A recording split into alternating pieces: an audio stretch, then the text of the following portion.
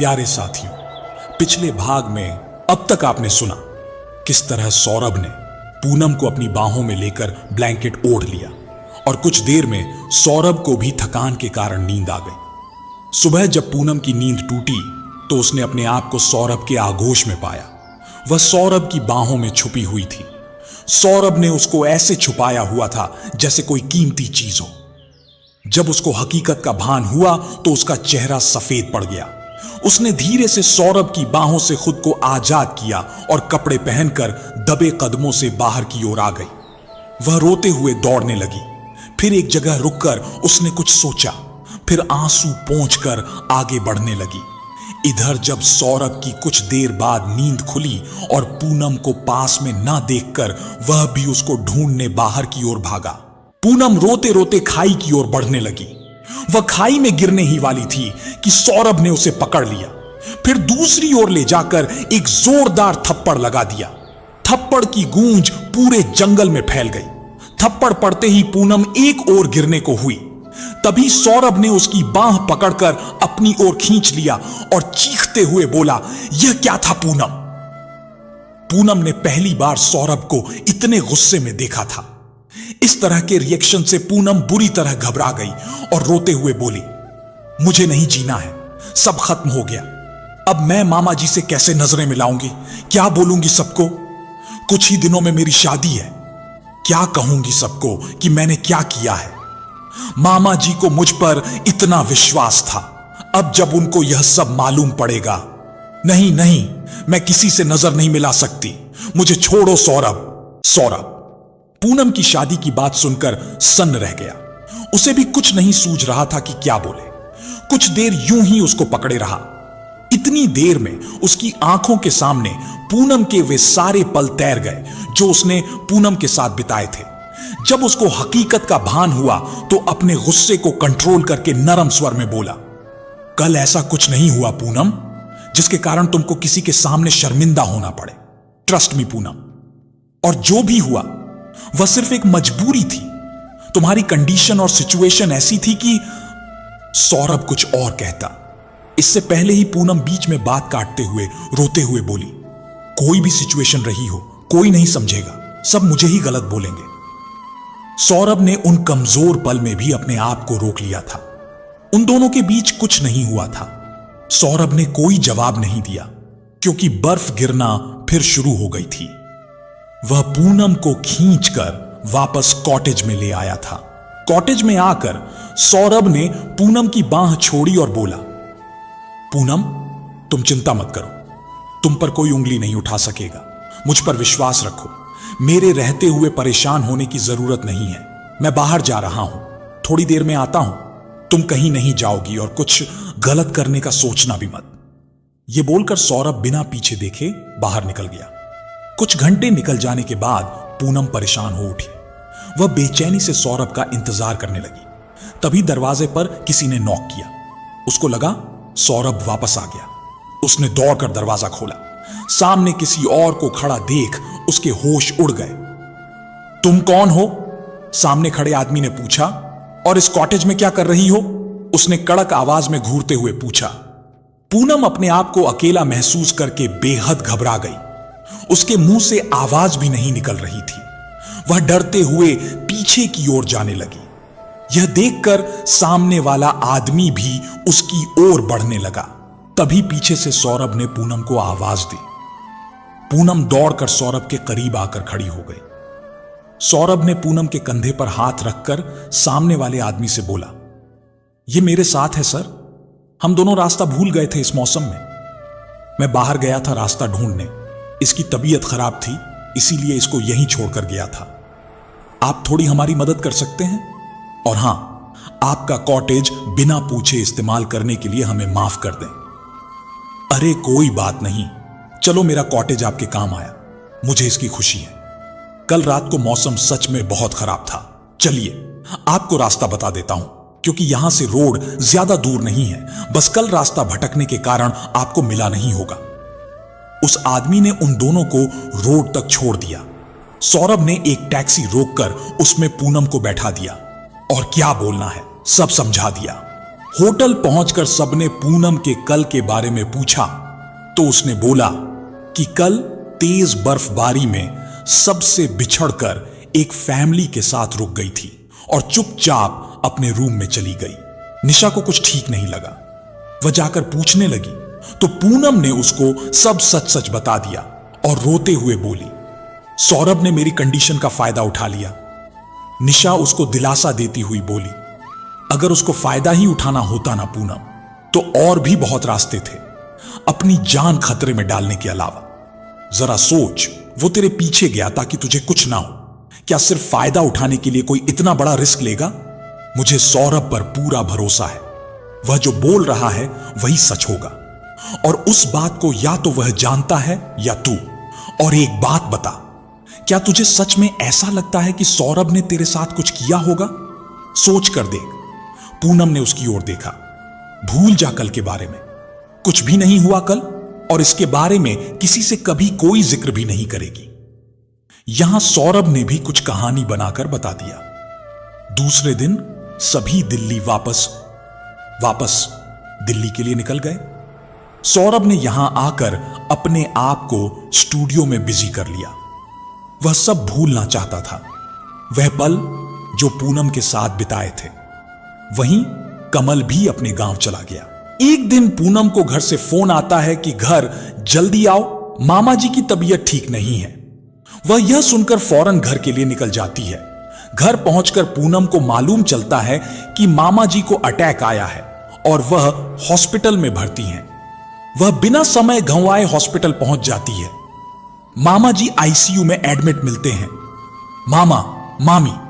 मामा जी को क्या हुआ?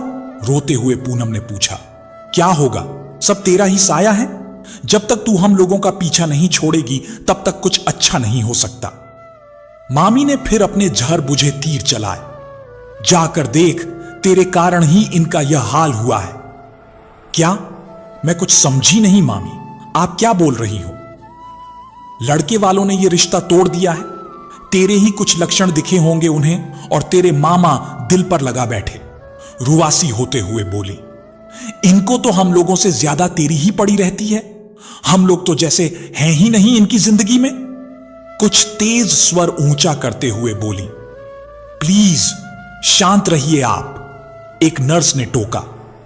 हां जा रही हूं, मामी बड़बड़ाई। मामी के जाते ही पूनम ने मानव से पूछा। मानव ने बताया कि कल रात को लड़के वालों का फोन आया था। विशाल ने अपनी पसंद की किसी दूसरी लड़की से शादी कर ली है और इसीलिए उन्होंने इस शादी के लिए मना कर दिया। फिर मां ने कोई लड़का देख रखा था तुम्हारे लिए पहले से ही। तो मां और पापा की उस बात को लेकर कुछ लड़ाई भी हुई थी और पापा के अचानक सीने में दर्द होने लगा तो हम लोग उनको यहां ले आए। पूनम को यह सब सुनकर झटका सा लगा। वह मामा जी के पास आईसीयू में गई और उनके हाथ को अपने हाथ में लेकर बैठ गई। रोते हुए बोली, मामा जी उठिए ना, देखो मैं आपकी पूनम, उठ जाइए ना। मैं ही बदकिस्मत हूं, आपकी इस हालत की मैं ही जिम्मेदार हूं। शायद मेरी जिंदगी में किसी का प्यार लिखा ही नहीं। वह फूट फूट कर रोने लगी। इधर मामी घर पर पूनम का बेसब्री से इंतजार कर रही थी। उसके घर आते ही, पूनम, जी मामी जी, बैठ यहां, तुझसे कुछ बात करनी है। जी मामी जी, तूने अपने मामा की हालत देख ही ली है और शायद तुझे नहीं पता कि उनका बिजनेस भी घाटे में है। बहुत सा कर्जा हो गया है और हॉस्पिटल में भी अभी बहुत खर्चा होना है। तो पूनम ने उनकी ओर देखा। मामी थोड़ा रुककर भूमिका बांधकर बोली, तो जैसे तुझे पता ही है तेरा वहां रिश्ता टूट गया है और इसी कारण तेरे मामा की यह हालत हुई है। मेरी नजर में एक बहुत अच्छा रिश्ता है, बहुत पैसे वाले लोग हैं, उनको बस एक अच्छी सुंदर लड़की चाहिए अपने बेटे के लिए। वह यह शादी करने के लिए तैयार हैं और हमें फाइनेंशियल मदद भी करेंगे जिससे हम कर्जे से बच जाएंगे और तेरे मामा का इलाज, अच्छा इलाज भी हो पाएगा। क्या बोलती हो? मामा जी ठीक हो जाएंगे। तब उनसे पूछकर मामी बीच में ही बोली, वह तो तब ठीक होंगे ना जब उनका इलाज पूरा होगा। अरे वह तो हम लोगों से ज्यादा तुझे प्यार करते हैं। उन्होंने कभी एक पल नहीं लगाया तेरी खुशी के लिए। और आज तू सोच रही है? इमोशनल दांव खेला। कल उनको कुछ हो गया तो? नहीं मामी, ऐसा मत बोलो। मैं तैयार हूं। आपको अगर लगता है कि मेरी शादी करने से घर की मुश्किलें हल हो जाएंगी तो मैं तैयार हूं। वह जल्दी से बोली। ठीक है फिर, वो लोग यह शादी बहुत जल्दी करना चाहते हैं, परसों। क्या? परसों? क्या इतनी जल्दी? मामा जी ठीक हो जाएंगे फिर? नहीं, वे लोग नहीं मानेंगे। पर इतनी जल्दी सब कैसे होगा? पूनम दुविधा में बोली। हमें कुछ नहीं करना है, सब उन लोगों का ही अरेंजमेंट है, हमें बस चलना है। शादी भी वे मंदिर से करेंगे। अब तू जा, आराम कर, बाकी सब मैं देख लूंगी। मामी अपनी खुशी दबाकर बोली। दूसरे दिन शादी की तैयारियां शुरू हो गईं। उसके लिए शादी का सामान लड़के वालों ने भेजना चालू कर दिया। पूनम अपने कमरे में, हे भगवान, यह तू मेरे साथ क्या कर रहा है? आखिर चाहता क्या है? क्यों मेरी जिंदगी इतनी उलझती जा रही है? तू चाहे मुझे कुछ खुशी दे या ना दे, मेरे मामा को मुझसे दूर मत करना बस, और मुझे कुछ नहीं चाहिए। यह बोलकर वह रोने लगती है। उसी रात को वह मामी के पास जाती है। मामी जी। हां बोल। मामी जी, मैं आज रात अपने मामा के पास हॉस्पिटल में रुक जाऊं क्या? क्यों? वहां मानव रुका है, तुझे रुकने की कोई जरूरत नहीं है। वैसे भी कल तेरी शादी है, तू आराम कर। बस मामी, आज की रात मैं मामा जी के पास रहना चाहती हूं, फिर ना जाने कब मैं उनको देख पाऊंगी। वह हाथ जोड़कर विनती करती हुई बोली। ठीक है। मामी कुछ सोचते हुए बोली। मैं किसी को बोल देती हूं, वो तुमको हॉस्पिटल छोड़ आएगा, पर सुबह जल्दी वापस आ जाना। थैंक यू मामी। ठीक है, जाओ। पूनम मामा जी के पास बैठी है, उनसे खूब बातें करती है, पर मामा जी होश में नहीं है। उनके मुंह पर ऑक्सीजन लगा हुआ है। बात करते करते वह वहीं सो जाती है। तभी उसको ऐसा लगता है कि मामा जी के शरीर में कुछ हलचल हुई है। वह उठकर देखती है तो मामा जी आंखें खोलने की कोशिश कर रहे हैं। वह भागकर रूम से बाहर आने को होती है, तभी पीछे से मामा उसको आवाज देकर रोक लेते हैं। वे ऑक्सीजन मास्क उतारकर मुश्किल से बोले, पूनम बेटा। पूनम घबरा जाती है और बोलती है, मामा जी। पूनम की आंखों में खुशी के आंसू आ गए। मैं डॉक्टर को बुलाकर लाती हूं। नहीं बेटा, मेरे पास आ। पूनम उनके पास आकर बैठ गई और उनके हाथों को अपने हाथ में ले लिया। मामा जी ने उसके हाथ की मेहंदी देख ली और दबे स्वर में बोले, पूनम, यह सब। मामा जी सब बात समझ गए। सुन बेटा, मेरी बात ध्यान से सुनना।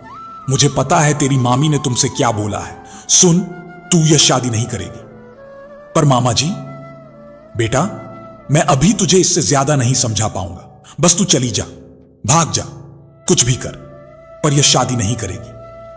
पूनम को असमंजस में देखकर वह बोले, सोच मत पूनम, तेरी मामी ने जो भी तुझे बोला है वो झूठ है, और वो तेरी शादी जिससे करवाना चाहती है वो लड़का पागल है। यह सुनकर पूनम के पैरों तले जमीन खिसक गई। क्या? हां बेटा, तू चली जा यहां से। तुझे मेरी कसम है बेटा, जा। यह बोलकर उनकी सांसें उखड़ने लगी। यह देखकर पूनम डर गई और भागकर डॉक्टर को बुला लाई। डॉक्टर ने देखकर बोला, इनकी तबीयत अब पहले से बेहतर है, चिंता करने की कोई जरूरत नहीं, कुछ ही दिन में ये ठीक हो जाएंगे। पूनम को कुछ नहीं सूझ रहा था। उसने कमल का नंबर ट्राई किया, पर जहां वह था शायद वहां नेटवर्क प्रॉब्लम थी, तो उसका नंबर नहीं लग रहा था। कुछ सोचकर उसने सौरभ को भी कॉल किया। सौरभ भी फोटोशूट में बिजी था, तो उसने अपने मोबाइल को साइलेंट पर रख दिया था। वह परेशान हो उठी। वहीं हॉस्पिटल के किसी स्टाफ ने उनके घर फोन करके मामा जी को होश में आने की बात बता दी। वह भागे भागे आए कि कहीं पूनम को सच्चाई मालूम न चल गई हो। पूनम ने मामी को इस तरह देखा जैसे पूछ रही हो कि क्यों आप मुझसे इतनी नफरत करती हो। इस तरह अपनी ओर देखते हुए पाकर मामी को शक हुआ कि कहीं यह जान तो नहीं गई। वापस आकर मामी ने उसके कमरे को बाहर से लॉक कर दिया। पूनम ने खुद ही भागने का फैसला कर लिया। उसने अपना सामान बैग में डाला और दरवाजा खोलने लगी, पर दरवाजा बाहर से लॉक होने के कारण नहीं खुला। वह वापस अपने बेड पर बैठ गई। यहां सौरभ जब फ्री हुआ तो उसने अपना मोबाइल चेक किया। मोबाइल पर पूनम का नंबर देखकर, यह पूनम ने इतनी रात को मुझे कॉल क्यों किया, वो भी इतने सारे मिस कॉल। यह सोचकर उसने फौरन कॉल बैक किया। हेलो पूनम, क्या हुआ? इतनी रात को कॉल किया था, क्या हुआ? तुम ठीक हो? यह सुनकर पूनम रोने लग जाती है। क्या हुआ पूनम, बोलो, तुम रो क्यों रही हो? सौरभ परेशान होता हुआ बोला। पूनम ने रोते हुए यहां का सारा हाल सुना दिया। पूनम, तुम परेशान मत हो, मैं बस निकल रहा हूं यहां से। 4-5 घंटे में वहां आ जाऊंगा, तुम टेंशन मत लो। बोलकर उसने फोन रख दिया और वहां से पूनम के शहर के लिए निकल पड़ा। सारी रात ड्राइविंग करते हुए वह सारा अरेंजमेंट भी करता जा रहा था। सुबह के 4 बजे वह उस होटल के सामने पहुंचा जहां पूनम और उसकी फैमिली शादी के लिए शिफ्ट होने वाले थे। थोड़ी देर बाद पूनम अपनी फैमिली के साथ आती हुई दिखी। सौरभ पीठ करके खड़ा हो गया ताकि पूनम उसे न देख सके। होटल के रूम में, हे भगवान, शादी के लिए बस कुछ ही घंटे बचे हैं, अब क्या करूं? यह सब परेशानी मेरी ही लाइफ में क्यों है? भगवान, मामा जी, उन्होंने बोला था कि मैं ये शादी ना करूं, क्या करूं मैं? यह सोच सोच कर पूनम को डिप्रेशन होने लगता है। वह रोते हुए कुछ सोचती है। हां, यही ठीक है। वह बेड पर पड़ा दुपट्टा उठाती है।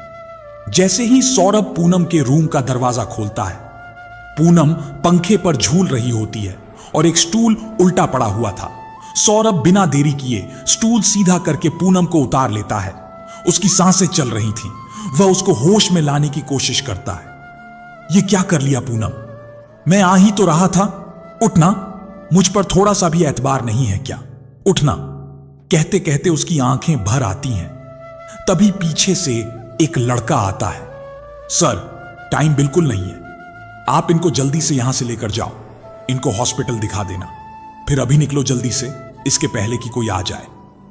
वह दोनों उसको छुपाकर वहां से निकल लेते हैं। होटल के पीछे पार्क की हुई कार में सौरभ पूनम को पीछे की सीट पर आराम से लेटा देता है।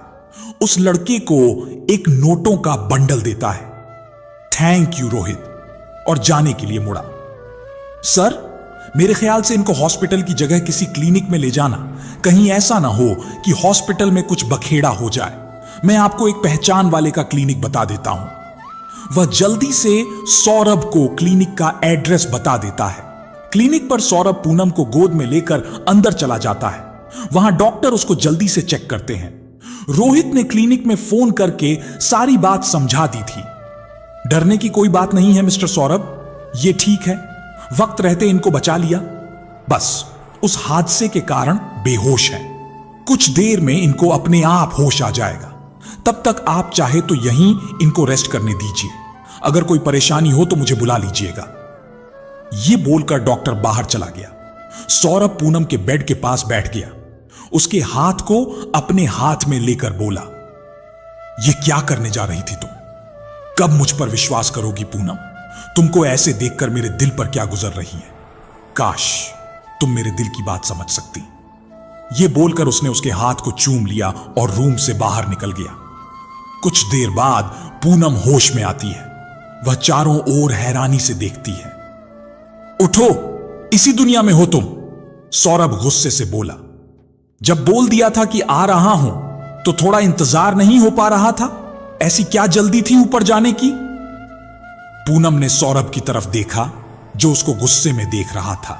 वो तो सब ठीक हुआ, अगर कोई हमें इस तरह तुमको ले जाते हुए देखता तो किडनैपिंग का केस हो जाता, और अगर तुमको कुछ हो जाता तो मर्डर का। सौरभ को बहुत गुस्सा आ रहा था। तो क्या करती? मुझे कुछ नहीं समझ आ रहा था। तुम्हारा फोन भी नहीं लग रहा था और ना ही कमल से बात हो पाई, और तुम मुझे दिलासा देने की बजाय डांट रहे हो। वह थोड़ा रुआंसी आवाज में बोली। क्या दिलासा दूं? कि थोड़ा अच्छे से लटकती? उसने गुस्से में बोला। कमल का नाम सुनकर उसका गुस्सा और बढ़ गया था। पहले अपनी ड्रेस चेंज कर लो, वरना सारे रास्ते भर लोग हमें ही देखेंगे। सौरभ कार के पास जाकर खड़ा हो गया। पूनम ने जल्दी से अपना लहंगा चेंज करके सिंपल सा सूट पहन लिया। कार में बैठकर कमल से बात कर लो। उसने फोन पूनम को पकड़ा दिया और खुद कार से थोड़ा दूर खड़ा हो गया। जब दोनों की बात खत्म हो गई तो वह वहां से निकल गए।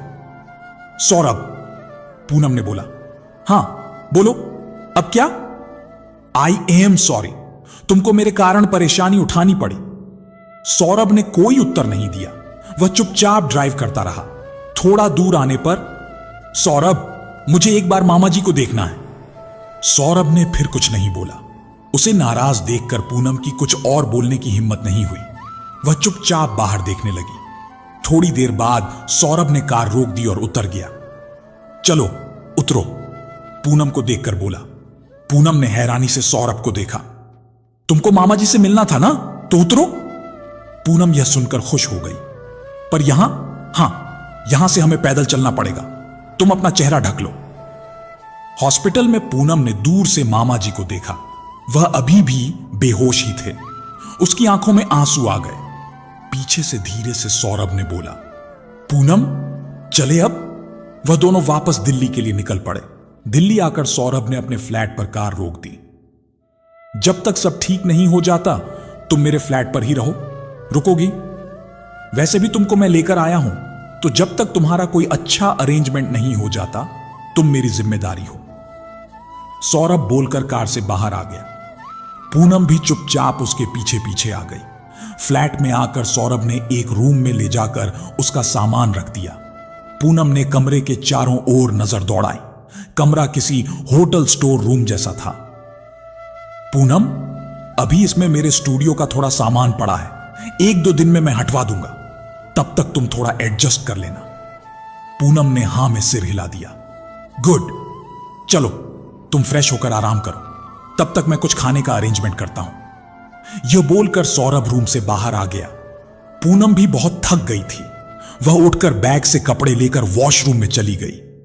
नहा धोकर उसने एक सिंपल सा सूट निकालकर पहन लिया और लेट गई। उसके दिमाग में सारे पल ताजा हो गए जो उसने पिछले कुछ दिनों में बिताए थे।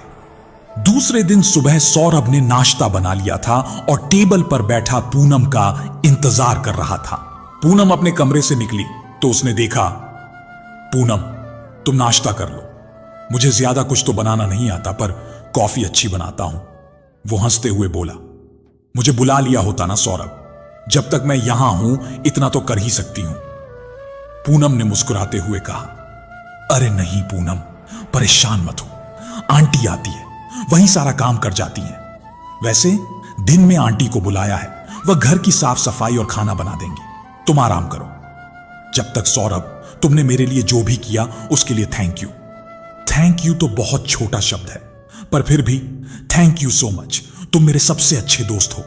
पूनम मुस्कुराते हुए बोली। चलो तुमने दोस्त तो माना, मेरी इमेज कुछ तो बदली। सौरभ हंसते हुए बोला। पूनम झेप सी गई। अच्छा, अपने रूम में से एक्स्ट्रा सामान निकलवा देना, मैं उसको उठवा लूंगा। और अभी कुछ काम से बाहर जा रहा हूं, अगर कोई काम पड़े तो मुझे कॉल कर लेना।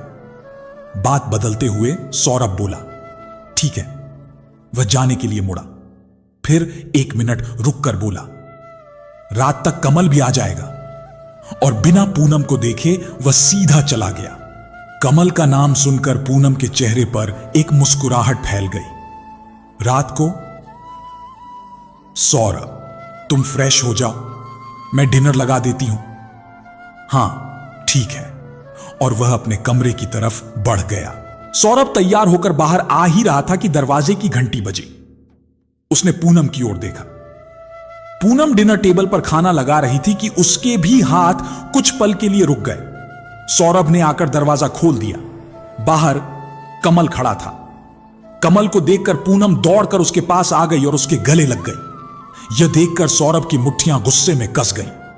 कमल ने एक ठंडे एक्सप्रेशन के साथ पूनम को अपने से दूर किया और एक नजर सौरभ की तरफ देखा। सौरभ अपनी नजर नीचे की खड़ा था। पूनम को कमल का ऐसा एक्सप्रेशन समझ नहीं आया। वह हैरानी से उसकी ओर देखने लगी। कमल ने अंदर आते हुए पूछा, कैसी हो पूनम? मैं ठीक हूं कमल, तुम कैसे हो? उसने भी बहुत फॉर्मल बनकर पूछा। चलो आओ ना अंदर, पूनम ने बात बढ़ाते हुए बोला। कमल अंदर आ गया पर बैठा नहीं। क्या हुआ कमल, बैठो ना। नहीं पूनम, मुझे वापस जाना है, तुमसे मिलने आया था बस। पूनम ने हैरानी से उसकी ओर देखा। उसकी आंखों में सवाल थे। पूनम, कल मेरी सगाई है, कमल ने मुश्किल से उत्तर दिया। पूनम की आंखों में एक पल को आंसू आ गए, पर उसने जल्दी से भावनाओं पर कंट्रोल कर लिया ताकि यह एहसास न हो। सौरभ की नजरें पूनम पर ही टिकी थीं। उसके आंखों में आए आंसू को उसने देख लिया था। कमल ने अपनी बात जारी रखी। पूनम, मैं यहां तुम्हारी गलतफहमी दूर करने आया हूं। मुझे लगा कि शायद मुझको लेकर तुमको कुछ गलतफहमी हो गई है। तुमको मैंने सिर्फ एक दोस्त ही माना है और मेरे मन में इसके अलावा तुम्हारे लिए और कुछ नहीं है। और वैसे भी मैं एक ऐसी लड़की से शादी नहीं कर सकता जो पूरी रात गायब रही हो। पूनम हैरानी से उसकी ओर देखने लगी। मैं ये चाहे भूल भी जाऊं, पर अगर मेरे घर वालों को कभी पता चल गया तो मैं उनसे नजरें नहीं मिला पाऊंगा। इतना सुनते ही सौरभ उसकी तरफ गुस्से से आया और उसकी कॉलर पकड़कर देखा, फिर उसको धक्का देकर छोड़ दिया। चला जा कमल, इससे पहले मेरा गुस्सा बढ़े और मैं भूल जाऊं कि तू कभी मेरा सबसे अच्छा दोस्त था। यह सुनते ही कमल तेज कदमों के साथ वापस मुड़ गया। दरवाजे पर खड़ा होकर बोला, मुझे माफ करना पूनम, आज तुम्हारा दिल तोड़ना पड़ा, पर मैं मजबूर था। मेरी जिम्मेदारी मेरे प्यार पर भारी थी। तुम्हारा साथ मैं चाहकर भी नहीं दे पाता। सौरभ, मेरे भाई, मुझे पता है तेरे दिल में पूनम के लिए प्यार है। तू खुश रखेगा उसे, मुझे पता है। आंखों में आंसू भरे बिना पीछे देखे वह वहां से निकल गया। यहां पूनम भूत बनकर खड़ी रही। उसको कुछ भी समझ नहीं आ रहा था। फिर अचानक पीछे मुड़कर बिना सौरभ को देखे अपने कमरे में चली गई। सौरभ ने पूनम को एक नजर देखा, फिर दोनों हाथों को अपने सिर पर रखकर सोफे पर बैठ गया। पूनम अपने कमरे से निकलकर आई। उसके हाथों में अपना सामान था। जैसे ही उसने डोर खोला, सौरभ ने सिर उठाकर देखा। वह पीछे से बोला, पूनम, कहां जा रही हो? पूनम ने कोई उत्तर नहीं दिया। वह आगे जाने लगी। सौरभ पीछे से आगे आकर उसका हाथ पकड़ता है। मैं तुमसे कुछ पूछ रहा हूं। मेरा यहां रहना ठीक नहीं है सौरभ, मुझे जाने दो। पूनम ने रुंधे गले से बोला, पूनम, यह दिल्ली है और इतनी रात को कहां जाओगी? चुपचाप अपने कमरे में जाओ। सौरभ ने थोड़े गुस्से में बोला, नहीं, मुझे जाना है बस। पूनम बोलते हुए रो दी। पूनम को ऐसे रोता देख सौरभ को अपने दिल में दर्द सा महसूस हुआ। उसने अपना स्वर नरम करते हुए बोला, देखो पूनम, तुमको मैं यहां लेकर आया हूं। तुम मेरी जिम्मेदारी हो। तुम्हें ऐसे कैसे कहीं जाने दूं? समझो पूनम, इतनी रात को कहां जाओगी? यह शहर सेफ भी नहीं है। अच्छा, एक काम करते हैं, तुम्हारे लिए किसी होटल में रूम देख लेंगे, फिर तुम वहां शिफ्ट हो जाना। पर अभी प्लीज तुम अपने कमरे में जाओ, सौरभ मनाते हुए बोला। पूनम रोते हुए अपने कमरे में चली गई। सौरभ भी वहीं सोफे पर परेशान सा बैठ गया। इस लड़की को थोड़ा नॉर्मल करना पड़ेगा, इसका कोई भरोसा नहीं, कब क्या कर ले। मन ही मन सोचकर वह उठा। फिर एक प्लेट खाना निकालकर उसके रूम की ओर बढ़ा। पूनम अपने कमरे में रो ही रही थी कि सौरभ की आवाज सुनकर उसने अपने आंसू पोंछ लिए और दूसरी तरफ देखने लगी। सौरभ अंदर आया और पूनम के पास आकर बैठ गया। पूनम, तुम्हारे लिए खाना लाया हूं। आज का खाना तो अच्छा बना है, चलो टेस्ट करके बताओ कैसा बना है। सौरभ उसको बहलाते हुए उसकी ओर निवाला आगे करके बोला, मुझे नहीं खाना सौरभ, भूख नहीं है। अच्छा, पर तुमने कुछ नहीं खाया है, फिर क्यों भूख नहीं है? मेरा मन नहीं है। पूनम ने सौरभ के हाथ को अपने हाथ से एक तरफ करते हुए बोला। सौरभ ने निवाला वापस अपनी प्लेट में रखा, फिर बोला, पूनम, आई एम सॉरी, मेरे कारण कमल। इतना सुनते ही पूनम ने जो अपने सीने में दर्द छुपा रखा था वो एक टीस के साथ बह निकला और वह सौरभ के सीने से लगकर रो पड़ी। उसने सौरभ के कॉलर को अपने हाथों से पकड़ा हुआ था और उसने सीने में मुंह छुपाया हुआ था। यह सब इतना अचानक हुआ कि सौरभ को समझ ही नहीं आया। कुछ पल संभलने के बाद उसने भी अपने एक हाथ से पूनम को अपनी बाहों के घेरे में लिया, फिर दूसरे हाथ की प्लेट को टेबल पर रखकर पूनम के बालों को सहलाने लगा। कुछ देर उसने पूनम को रो लेने दिया। पूनम भी सौरभ के गले लगी, सिसकने लगी। कुछ देर बाद वह सौरभ से बोली, सौरभ, मैं कमल को पसंद करती थी, पर क्या मैं इतनी बुरी हूं सौरभ कि मैं किसी की पसंद नहीं बन सकती? मुझे क्यों? कोई क्यों पसंद नहीं करता? मेरी मामी भी मुझसे नफरत करती है। मैंने आज तक किसी का बुरा नहीं किया, फिर क्यों? पूनम इमोशनल होती हुई बोली। सौरभ मन ही मन बोला, पूनम, तुम मेरी तरफ क्यों नहीं देखती? तुमको मेरी आंखों में अपने लिए बेशुमार प्यार क्यों नहीं दिखता? सौरभ, उसने मेरे कैरेक्टर पर सवाल उठाए। क्या मैं ऐसी हूं? यह बोलकर पूनम फूट फूट कर रोने लगी। सौरभ ने दोनों हाथों से पूनम की बाहें पकड़कर उसको अपने से थोड़ा दूर किया, फिर अपनी उंगलियों से उसके आंसू पोंछते हुए बोला, पूनम, क्या किसी के कहने से हमारा कैरेक्टर डिसाइड होगा? हम क्या हैं यह हमारे सिवाय किसी को कैसे मालूम? बोलो पूनम, तुम खुद अपने बारे में क्या सोचती हो? सौरभ पूनम को समझाते हुए बोला, पूनम, मुझे माफ कर दो। उस रात मेरे पास और कोई ऑप्शन नहीं था। तुमको छूना मेरी मजबूरी थी। मेरे कारण नहीं सौरभ, बात विश्वास की है। कमल को मुझ पर विश्वास नहीं था, वह प्यार कैसे निभाता? चलो अब खाना खाओ, बाकी सब छोड़ दो। यह बोलकर सौरभ ने निवाला आगे किया। पूनम ने थोड़ा मुस्कुराते हुए अपना मुंह खोल दिया, फिर एक और निवाला सौरभ की ओर बढ़ा दिया। सौरभ ने भी मुस्कुराते हुए खा लिया। खाना खाने के बाद सौरभ उठकर बाहर जाने लगा। तभी पीछे से पूनम ने बोला, थैंक यू सौरभ, तुम बहुत अच्छे हो। तुमने मेरे लिए जो भी किया उसके लिए शुक्रिया बहुत छोटा शब्द है। सौरभ भी मुस्कुराते हुए बाहर चला गया। किचन में प्लेट रखते हुए मन ही मन बोला, चलो, इसके मन में भी जो भी भार था निकल गया, वरना पता नहीं कब क्या कर ले। सौरभ वापस अपने रूम में आया और उसने बाहर से पूनम को देखा और वापस अपने कमरे में चला गया। सौरभ भी आज बहुत टेंशन में था। उसको यकीन नहीं हो रहा था कि पूनम भी कमल को पसंद करती थी। आज सौरभ अंदर से बहुत टूटा हुआ महसूस कर रहा था। पूनम के सामने उसने अपनी किसी भी फीलिंग को जाहिर नहीं होने दिया था, पर अपने कमरे में आकर वह अपनी फीलिंग को संभाल नहीं पा रहा था। ऊपर आसमान की ओर देखकर अपनी आंखों में भरे आंसुओं को अंदर समेट लेने की भरपूर कोशिश करने लगा, पर पूनम का कमल के सामने आंसू आना याद आते ही सौरभ की आंखों में कैद आंसू अपनी सारी सीमा तोड़कर निकल पड़े। कुछ देर यूं ही चुपचाप आसमान को ताकता रहा और पूनम और कमल के बारे में सोचता रहा। फिर उठकर पूनम को देखने वापस उसके कमरे तक आया। दरवाजा खोलकर देखा तो पूनम सुकुड़ी हुई सी लेटी थी। सौरभ ने पूनम पर कंबल उड़ाया और एसी का टेम्परेचर बढ़ा दिया और वापस अपने कमरे में आ गया। कमरे में आकर सौरभ अपने बेड पर लेट गया। उसको फिर पूनम का सीने से लगना और रोना याद आ गया, और वही याद करते करते नींद उसको अपनी आगोश में ले लेती है। दूसरे दिन सौरभ लेट उठता है, जल्दी से नीचे जाता है। नीचे जाकर देखता है तो पूनम किचन में ब्रेकफास्ट बना रही है। सौरभ चुपचाप किचन में स्लैब के पास जाकर खड़ा हो जाता है। बस सौरभ, 2 मिनट और, ब्रेकफास्ट रेडी है, मैं लगा रही हूं।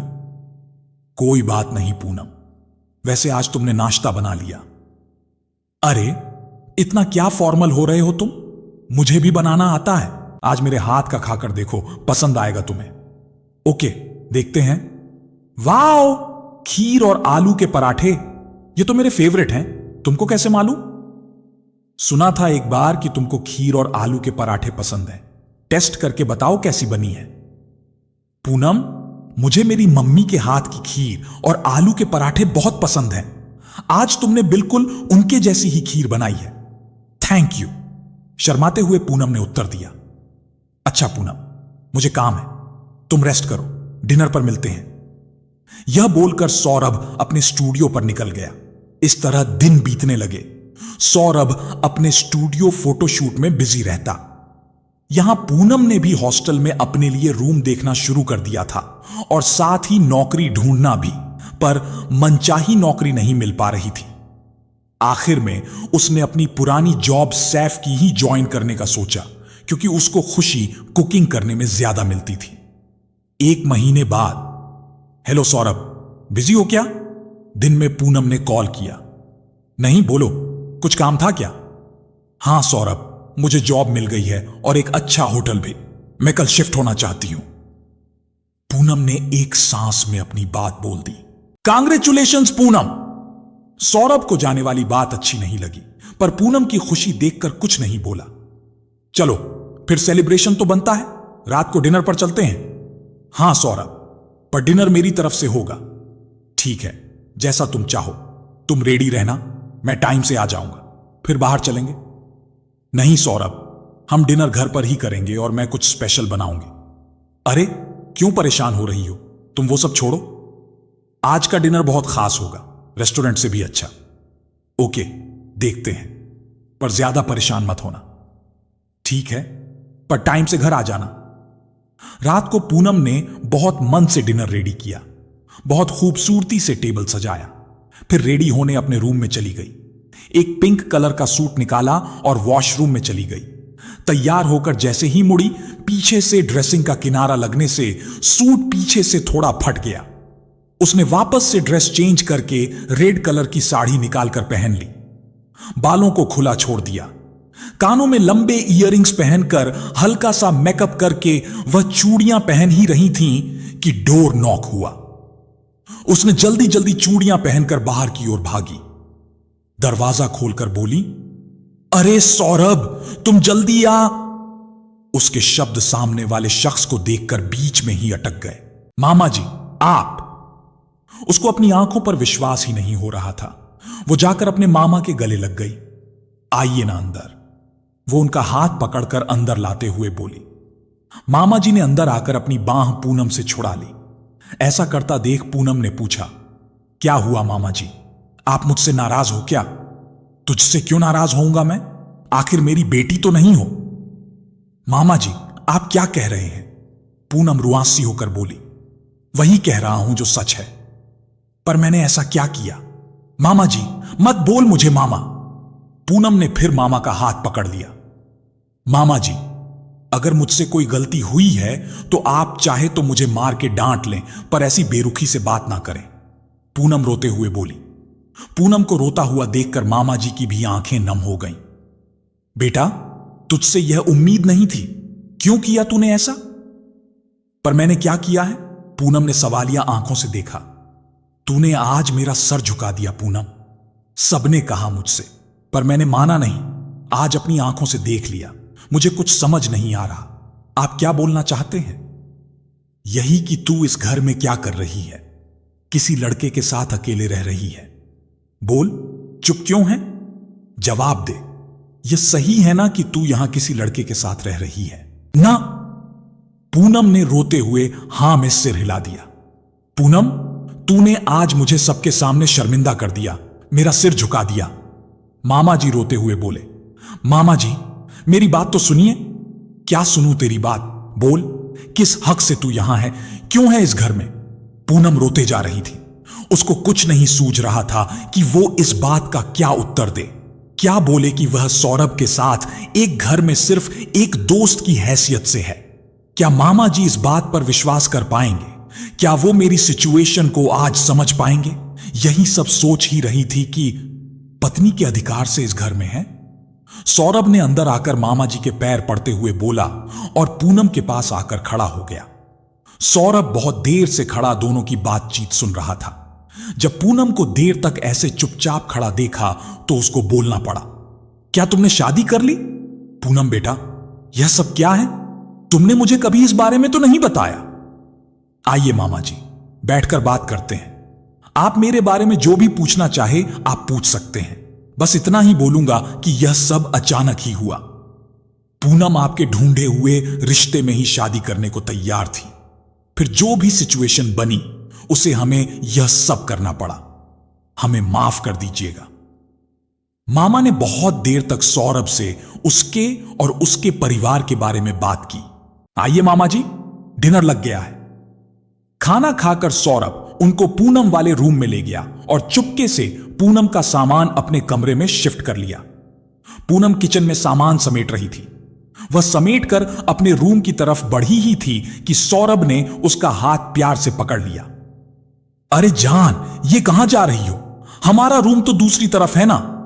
पूनम ने गुस्से से सौरभ की ओर देखा और पैर पटकती हुई सौरभ के रूम में आ गई। दरवाजा बंद करते ही सौरभ बोला, ये सब क्या था बाहर? तुम्हें टाइम नहीं लगता ना कहानी बनाने में? झूठ क्यों बोला? मैंने आज तक अपने मामा जी से कभी कोई बात नहीं छुपाई और ना ही आज तक झूठ बोला। फर्स्ट टाइम तुम्हारे कारण मुझे झूठ में साथ देना पड़ा। यह अच्छा है, एक तो मदद करो, उस पर कोई एहसान तो नहीं, उल्टा मुझे ही सुना रही हो। एहसान फरामोश कहीं की, मुझे तुम्हारे एहसान नहीं चाहिए। क्यों बोला झूठ? तुम बोलने से पहले सोचते नहीं हो क्या? मैडम जी, अब तो वहां इतनी देर से सोच ही रही थी ना, फिर कुछ बोली क्यों नहीं? और लोगों के सामने तो सांप सूंघ जाता है, यहां सारा जोर आ रहा है, कुछ भी बोलो। सौरभ, मैं अपने मामा से झूठ नहीं बोलूंगी। तो जाओ, अभी जाकर सारा सच बता दो। सौरभ ने हाथ से जाने का इशारा किया। पूनम गुस्से से बाहर चली गई। मामा जी के पास जाते हुए उसे डर तो लग रहा था। दरवाजे के पास खड़ी होकर सोच ही रही थी कि मामा ने उसे देख लिया। अरे बेटा, आओ आओ, मैं तुमसे बात करने का सोच ही रहा था। अच्छा हुआ तुम आ गई।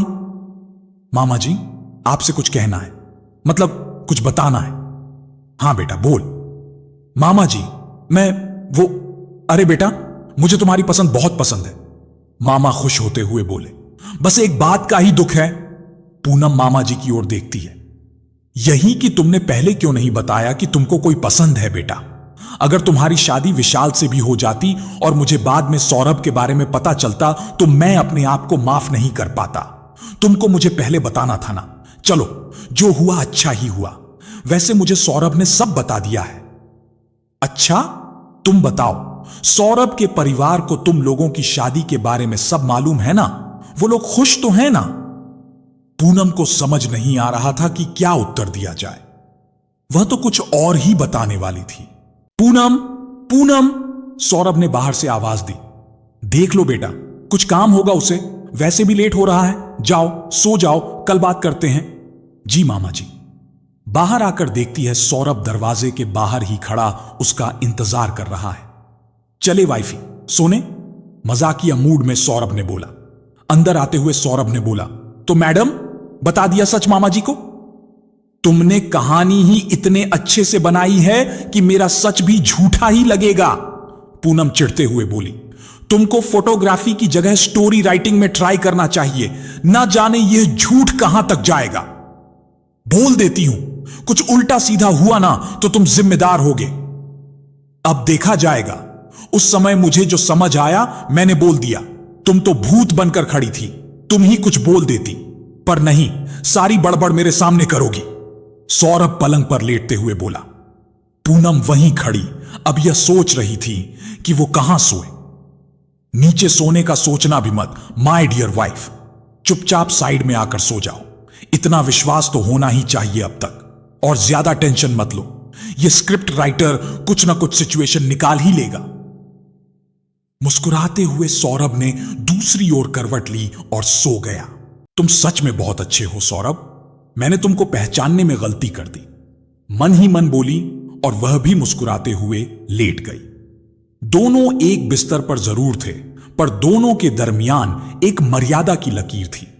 दूसरे दिन सुबह पूनम किचन में ब्रेकफास्ट बना रही थी। मामा जी तैयार होकर बाहर आए। बेटा, मैं नाश्ता करके निकलूंगा वापस, मुझे कुछ काम है। अरे मामा जी, कुछ दिन तो रुक जाते ना, सौरभ अपने रूम से निकलते हुए बोला। नहीं बेटा, मैं बस पूनम का पता करने ही आया था, अभी तो जा रहा हूं, जल्दी ही मिलूंगा। चलिए ठीक है, मैं आपको स्टेशन ड्रॉप कर दूंगा। सौरभ मामा जी को स्टेशन छोड़कर अपने स्टूडियो चला गया। पूनम भी अपनी जॉब पर चली गई। शादी वाले झूठ के चलते पूनम ने सौरभ के घर पर ही रहने का फैसला लिया कि कहीं मामा जी को असलियत का पता न चल जाए। दोनों ने डिसाइड किया कि कुछ टाइम बाद झूठी शादी का झूठा डिवोर्स कर लेंगे और मामा जी को बोल देंगे कि एक दूसरे का साथ पसंद नहीं आया। पर दोनों को ही यह नहीं पता था कि आगे उनकी किस्मत उनके साथ क्या खेल खेलने वाली है। एक दिन पूनम के पास मामा जी का फोन आता है। पूनम बेटा, कैसी हो? मैं अच्छी हूं, आप कैसे हैं?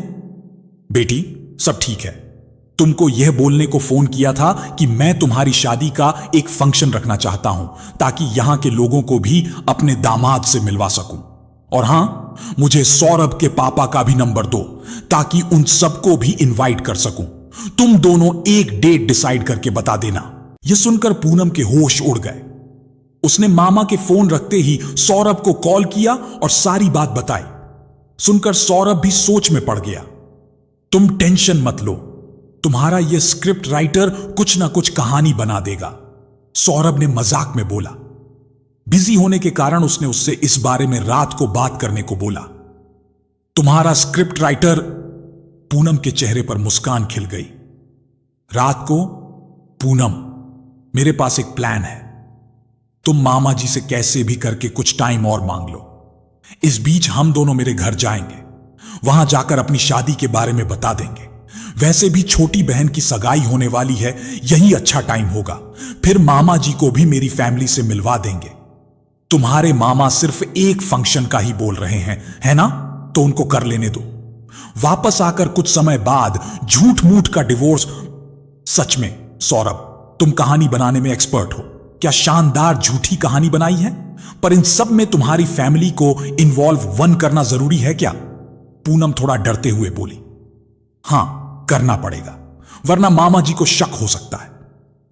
सौरभ, मुझे अच्छा नहीं लग रहा। इसमें सबके इमोशन जुड़ जाएंगे, सब दुखी होंगे। सौरभ ने पूनम के कंधों को पकड़कर बोला, मुझे भी दुख है, पर इसके अलावा और कोई रास्ता नहीं मिल रहा। अब झूठ की गाड़ी पर बैठ गए हैं, अचानक बीच रास्ते नहीं रुक सकते, है ना? कुछ दिन बाद वह दोनों सौरभ के घर के लिए निकलते हैं। सौरभ की कार एक बड़े से बंगले के बाहर आकर रुकी। चारों ओर सजावट का काम चल रहा था। कुछ दिन बाद सौरभ की बहन की सगाई होनी थी, जिसके लिए सौरभ पूनम को लेकर आया था। कार से उतरते समय सौरभ की भी हालत खराब थी। उसने शिवजी का नाम लिया और कार से उतरने लगा। आज तो मम्मी की चप्पल ही पड़ेगी, सौरभ ने मन ही मन डरते हुए बोला। हे शिवजी, पूनम के सामने इज्जत का फालूदा न बनवा देना, रक्षा करना।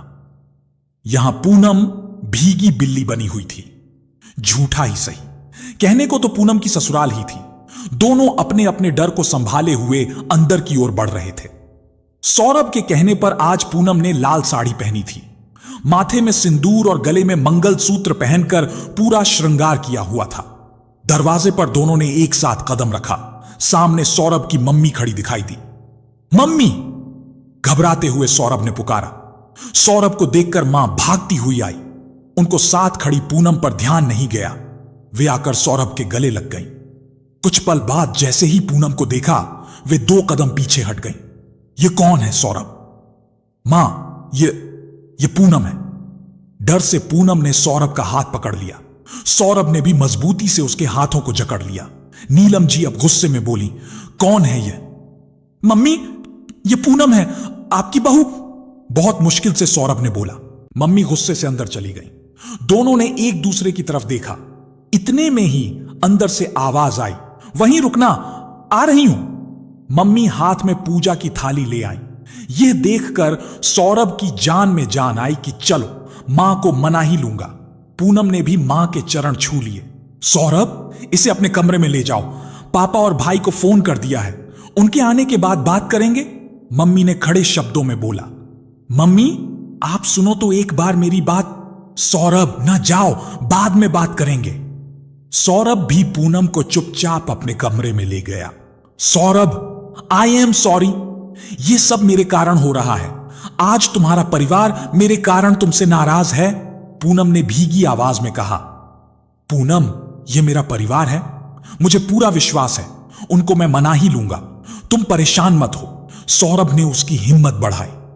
कितना अच्छा है ना सौरभ। काश सौरभ, यह नाटक ना होता। काश मैं सच में इस परिवार का हिस्सा होती। पूनम ने मन ही मन सोचा। अच्छा चलो, अब तुम फ्रेश हो जाओ और थोड़ा गुस्सा झेलने के लिए तैयार भी, सौरभ ने मूड हल्का करने के उद्देश्य से बोला। पर अंदर से वह सच में डरा हुआ था कि पता नहीं घर वाले क्या रिएक्शन देंगे। कुछ ही घंटों में फैमिली मीटिंग का अरेंजमेंट किया गया, जिसमें सौरभ को कटघरे में बुलाने का फरमान जारी हुआ।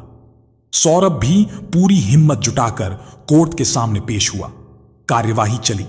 दूर दरवाजे पर छुपकर खड़ी पूनम देख तो पा रही थी, पर उस तक आवाज नहीं पहुंच पा रही थी। वह बेचैनी से एक दूसरे के चेहरे और उन चेहरों के बदले भावों को समझने की कोशिश कर रही थी।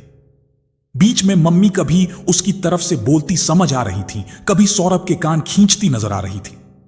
पूनम यह सब देखकर दहशत में थी। कुछ देर बाद सौरभ वापस आने के लिए मुड़ा। यह देखकर पूनम भागकर वापस कमरे में जाकर बैठ गई। सौरभ थोड़ा गुस्से में भी लग रहा था। उसने आते ही पूछा, क्या हुआ सौरभ? सब क्या कह रहे थे?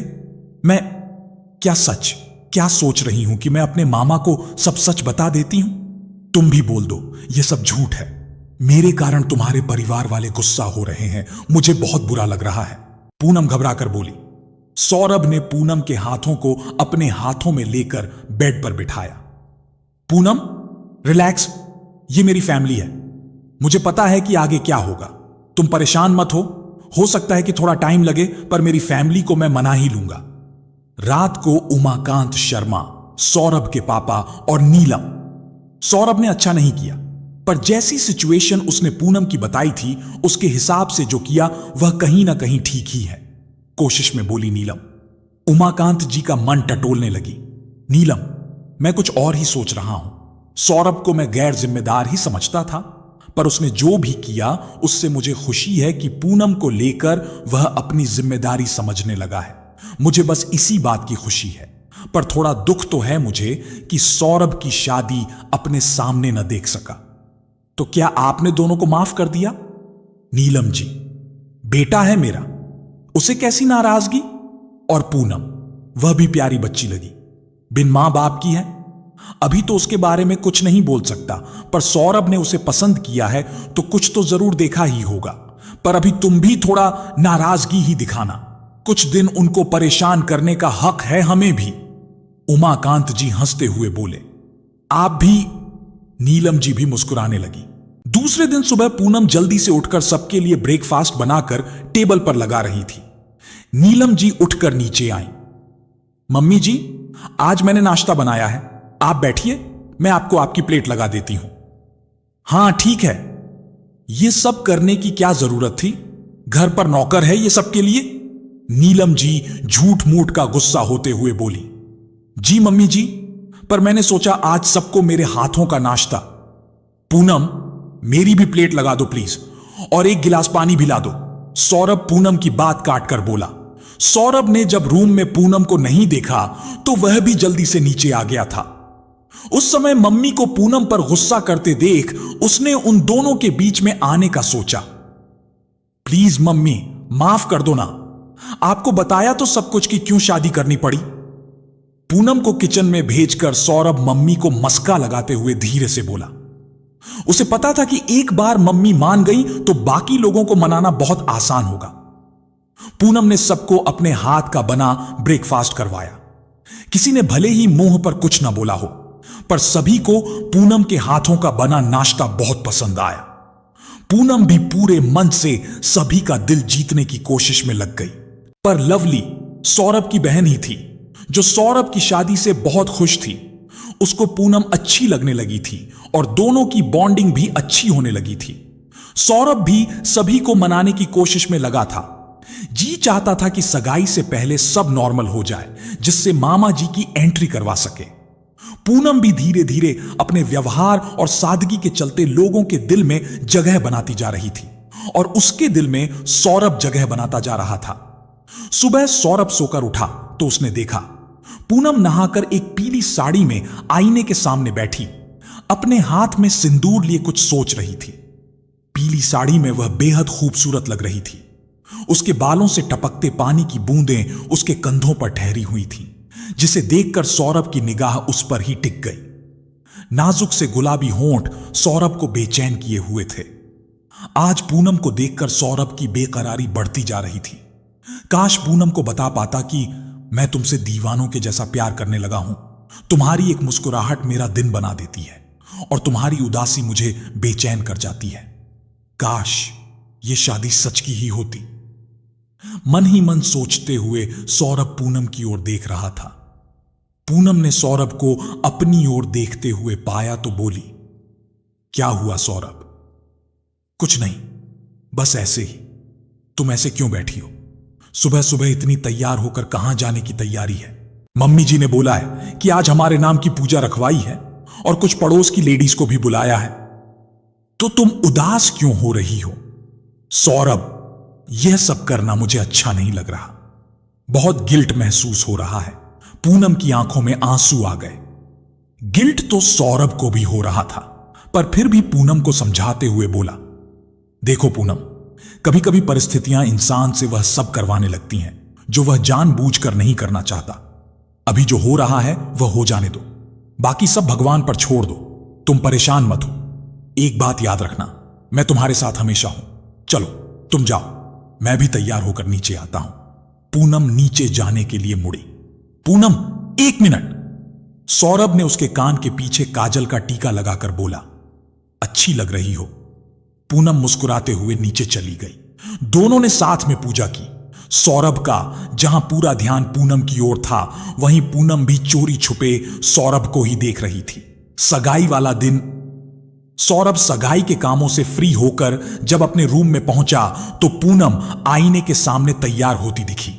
वाइन कलर का लहंगा, भरी भरी चूड़ियां, गले में बड़ा सा मंगलसूत्र, आंखों में काजल और हल्का सा मेकअप उसकी खूबसूरती में चार चांद लगाए हुए था। सौरभ उसको देखता ही रह गया। आज उसको देखकर अपनी भावनाओं पर काबू रख पाना उसके लिए मुश्किल सा महसूस हो रहा था। आज वह उसके सामने कह देना चाहता था कि वह उससे बहुत प्यार करता है और इस झूठ को सच करना चाहता है।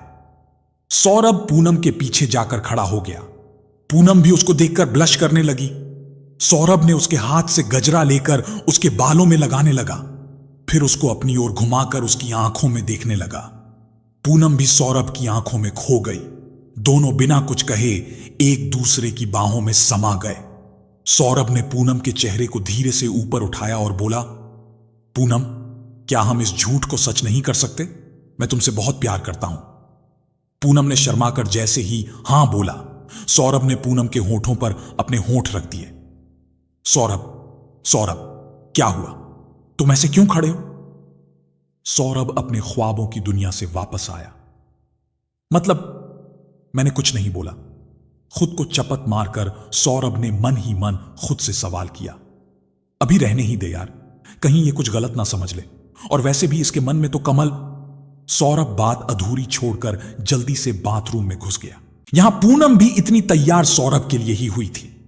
वह सौरभ से अपने लिए अटेंशन चाहती थी कि सौरभ उसको देखकर उसकी तारीफ करे। वैसे हर इंसान अपने प्यार की नजरों में ही रहना चाहता है।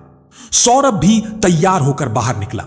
उसने क्रीम कलर की शेरवानी पहनी थी, बालों को अच्छे से सेट किए हुए था। देखने में तो वैसे भी किलिंग था। सबसे किलिंग तो उसकी स्माइल थी, जो उसके कातिलाना अंदाज को बढ़ा देती थी। चंचलता तो उसके स्वभाव में था ही, किसी को भी रोते हुए से हंसा देता था। दोनों जब नीचे एक साथ उतरे तो सभी की निगाहें जमी ही रह गईं। दोनों एक साथ बहुत खूबसूरत लग रहे थे। नीलम जी पूनम को सब रिश्तेदारों से मिलवा रही थी। सगाई होने के बाद पूनम के मामा भी पार्टी में पहुंच गए। सौरभ के मम्मी पापा और पूनम के मामा एक कमरे में बात करने चले गए। सगाई के दूसरे दिन सौरभ और पूनम वापस दिल्ली में आ गए। दोनों अपने अपने कामों में बिजी हो गए। सौरभ को पूनम का रेस्टोरेंट में काम करना पसंद तो नहीं था, पर वो उससे कुछ बोलता भी नहीं था। एक दिन सौरभ को उसका क्लाइंट मीटिंग के लिए उसी रेस्टोरेंट में बुला लेता है जहां पूनम काम करती है। वहीं आज पूनम को भी ज्यादा रश होने के कारण वेटर का काम करना पड़ रहा है। Good afternoon sir. Poonam Saurabh की टेबल पर आकर अदब से बोली। सौरभ को देखकर वो झेंप सी गई। सौरभ ने भी चुपचाप ऑर्डर दे दिया। पूनम साथ वाली टेबल पर जाकर ऑर्डर लेने लगी। उस टेबल पर एक आदमी बैठा था। उसका ऑर्डर थोड़ा लेट होने के कारण वो पूनम को बुलाकर उससे बदतमीजी करने लगा। सौरभ अपनी टेबल पर बैठा क्लाइंट से बात जरूर कर रहा था, पर उसका पूरा ध्यान पूनम की ओर ही था। जैसे ही उस आदमी ने पूनम को गाली दी, सौरभ उठा और सीधे उस आदमी के मुंह पर एक मुक्का मार दिया। वह आदमी इस अप्रत्याशित घटना के लिए तैयार नहीं था। वह पीछे की ओर गिर गया। इतने में रेस्टोरेंट का मैनेजर भागता हुआ आया। पूनम, यह सब क्या हो रहा है? पूनम घबराई हुई वहीं भूत बनी खड़ी रही। तुझे एक लड़की से बात कैसे की जाती है? इतनी भी तमीज नहीं है? यह बोलकर सौरभ गुस्से में उस आदमी की ओर लपका। तभी कुछ लोगों ने सौरभ को उस आदमी से दूर किया। वो आदमी भी गुस्से में अपने कपड़े झाड़ता हुआ खड़ा हुआ। यह क्या बदतमीजी है? तुम मुझे जानते नहीं हो। मैं चाहूं तो एक दिन में रेस्टोरेंट बंद करवा दूंगा। बोलो पूनम, क्या हो रहा है? मैनेजर गुस्सा होता हुआ बोला, I am sorry sir. Poonam, माफी मांगो, यह हमारे रेगुलर कस्टमर हैं। मैनेजर गुस्से में पूनम को ऑर्डर देता हुआ बोला, पूनम किसी से माफी नहीं मांगेगी। चलो पूनम, तुम कौन हो जो इसकी तरफ से बोले चले जा रहे हो? तुमको यह वेटर इतनी ही पसंद आ गई है क्या? वो आदमी अब अपने घटियापन पर उतर आया।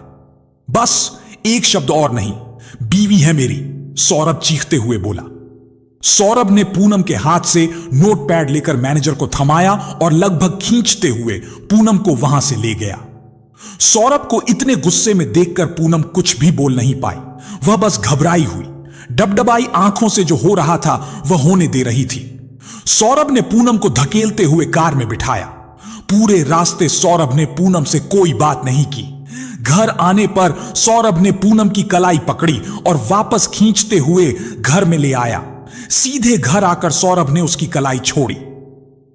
आज के बाद उस रेस्टोरेंट में जाने की जरूरत नहीं है, गुस्से में पूनम को घूरते हुए बोला। पूनम ने पूरी हिम्मत बटोर कर बोला, सौरभ तुम ओवर रिएक्ट कर रहे हो, वो तो बस। सौरभ गुस्से में उसकी ओर आगे आया। पूनम ने भी अपने कदम पीछे कर लिए। वह उसके गुस्से को देखकर डरी हुई थी। पूनम पीछे बंद दरवाजे से टिक गई। सौरभ ने अपने दोनों हाथ उसके दोनों ओर रख दिए। अच्छा, मैं ओवर रिएक्ट कर रहा हूं? वो तुम्हारे साथ इतनी बदतमीजी कर रहा था, मुझे कैसा रिएक्ट करना चाहिए? बोलो बोलो, सौरभ चीखा। सौरभ, रेस्टोरेंट में यह सब होता ही रहता है, पूनम ने समझाने की कोशिश की। ठीक है, तुमको जाना है ना, जाओ। मैं भी अपना सारा काम छोड़कर वहीं आकर बैठूंगा। अगर किसी ने भी बदतमीजी की तो उसके हाथ पैर वहीं तोड़ दूंगा, ठीक है? पर मैं नौकरी नहीं करूंगी तो कैसे चलेगा? अब की बार पूनम की आंखें भर आईं। तुमको बैठाकर खिलाने की औकात है मेरी, समझी? सौरभ फिर गुस्से में चीखा। पर मैं तुम्हारी सच की तो बीवी नहीं हूं ना। भरी हुई आंखें वहीं निकल पड़ी। जिम्मेदारी तो है ही, भूलना मत। सौरभ पूनम को दरवाजे से अलग करके गुस्से में बाहर चला गया। सौरभ को 2 दिन के लिए दिल्ली से बाहर जाना था। वह गुस्से में पूनम को बिना बताए वहां से सीधे ही चला गया।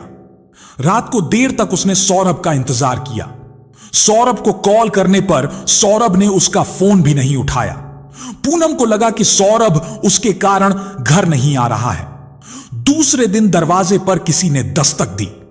पूनम ने दरवाजा खोलकर देखा तो सामने कोरियर बॉय था। मैम, आपका कोरियर यहां साइन कर दीजिए और अपना आईडी प्रूफ दिखा दीजिए। पूनम ने देखा तो वह उसके नाम का क्रेडिट कार्ड था। मैंने तो किसी कार्ड के लिए अप्लाई ही नहीं किया, फिर मेरे नाम से कैसे आया? सोचते हुए सौरभ को फिर कॉल लगाने लगी। इस बार सौरभ ने कॉल अटेंड किया ही था कि पूनम ने जल्दी से पूछा, सौरभ, यह क्रेडिट कार्ड तुम्हारा है? बाद में कॉल करता हूं, बोलकर सौरभ ने जल्दी से फोन रख दिया। 2 दिन पूनम के बेचैनी से निकल गए। सौरभ वैसे तो काम के कारण ही बाहर था, पर पूनम का यूं याद दिलाना कि वह उसकी बीवी तो नहीं है, ना सौरभ को अच्छा नहीं लगा। बाहर से वापस आने के बाद भी वह स्टूडियो में ही बैठा रहा। फिर दुखी मन से वो अपने घर की ओर निकल पड़ा। आज उसने थोड़ी ड्रिंक भी करी थी। वो पूनम के सामने नहीं जाना चाहता था, इसीलिए चुपचाप दरवाजा खोलकर अपने कमरे में जाना चाहता था। पर जैसे ही उसने अपनी डुप्लीकेट चाबी से दरवाजा खोला, सामने पूनम खड़ी दिखाई दी। उसने पूनम को देखकर अपनी नजरें नीचे करी और चुपचाप अपने कमरे की ओर बढ़ने लगा। पूनम थोड़ी देर तक तो उसको देखती रही, फिर उसके जज्बात उससे छुप ना सके। वो पीछे से सौरभ के गले लग गई और जोर जोर से रोने लगी। I am sorry Saurabh, please मुझसे नाराज मत हो। तुम जैसा बोलोगे मैं वही करूंगी, बस तुम नाराज मत होना। यह सुनकर सौरभ का मन भी भीग गया। वह भी पूनम पर गुस्सा करके दुखी था। उसने पूनम की कलाई पकड़कर अपने सामने किया और उसे अपनी बाहों में भर लिया। उसके बालों को सहलाते हुए उसको चुप कराने लगा। पूनम, चुप हो जाना। I am sorry. बस, मैंने तुमको डांटा, पर जो भी हुआ मेरे बर्दाश्त से बाहर था। समझाकर तुम्हारे डांटने का बुरा नहीं लगा, पर तुम 2 दिन से कहां थे? एक बार भी बात नहीं की। उसने रोते हुए शिकायत की। मैं काम में बिजी था, बोला ना Poonam. I am sorry. Please मुझे माफ कर दे, प्लीज रो मत ना। पूनम के आंसू पोंछता हुआ बोला। अच्छा, चलो कान पकड़ता हूं। अब तो रोना बंद करोगी? अच्छा, आइंदा ऐसा नहीं होगा, आई प्रॉमिस। सौरभ अब पूनम को मनाते हुए बोला। कुछ खाया तुमने? सौरभ ने पूछा। नहीं। चलो मिलकर कुछ बनाते हैं फिर, सौरभ मुस्कुराते हुए बोला। खुद को तो संभाल लो पहले। सौरभ पर तंज कसते हुए पूनम बोली।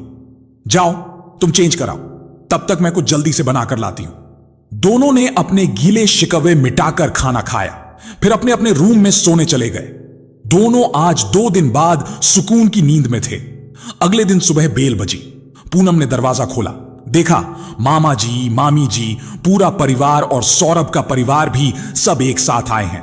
पूनम ने सबको आदर के साथ अंदर बैठाया। इतने में सौरभ भी आ गया। पूनम ने सबके लिए चाय नाश्ता बनाया और सबको दिया। सबने अपना आने का कारण बताया कि हमें सौरभ और पूनम की शादी करनी है।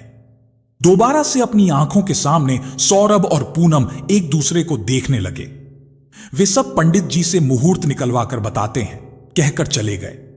उनके जाने के बाद सौरभ ने पूनम से पूछा, तुम मुझसे शादी करना चाहती हो? अगर तुम्हारी हां है तो मैं भी तैयार हूं। पूनम एक तक सौरभ को देख रही थी। पूनम ने भी हां में सर हिलाया। दूसरे दिन उमाकांत शर्मा का फोन आता है। हेलो सौरभ। जी पापा, तुम दोनों की शादी के लिए कल ही आना पड़ेगा। परसों का ही मुहूर्त निकला है, जितनी जल्दी हो सके कल सुबह तक आ जाना। जी पापा, हम पहुंच जाएंगे।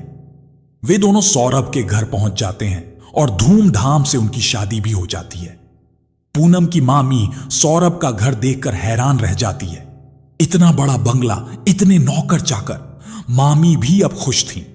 उसने पूनम से भी माफी मांगी। पूनम और सौरभ दोस्त से अब जीवन साथी बन चुके थे। प्यारे साथियों, पूनम की इस कहानी से हमें एक बहुत गहरी सीख मिलती है। दुनिया में सबसे बड़ी कमी पैसे की नहीं, बल्कि दिलों में भरे प्रेम और संवेदनशीलता की होती है। एक अनाथ बच्ची जिसे मामा ने प्यार दिया, लेकिन मामी ने हमेशा ताने और नफरत दी। यह हमें समझाता है कि बच्चे कभी मनहूस नहीं होते। मनहूस होता है वह दिल जो बच्चों में मासूमियत नहीं देख पाता। पराई होकर भी कोई अपना बन सकता है और अपना होकर भी कोई दिल से पराया। प्यार देने से घर बनते हैं और नफरत देने से घर होते हुए भी घर नहीं रह जाते। हमेशा यह याद रखें, एक अनाथ का दर्द केवल वही महसूस कर सकता है जिसने दिल से इंसानियत को अपनाया हो। इस कहानी का संदेश यही है कि रिश्ते गलत फहमियों से नहीं, बल्कि समझ, विश्वास और प्रेम से चलते हैं।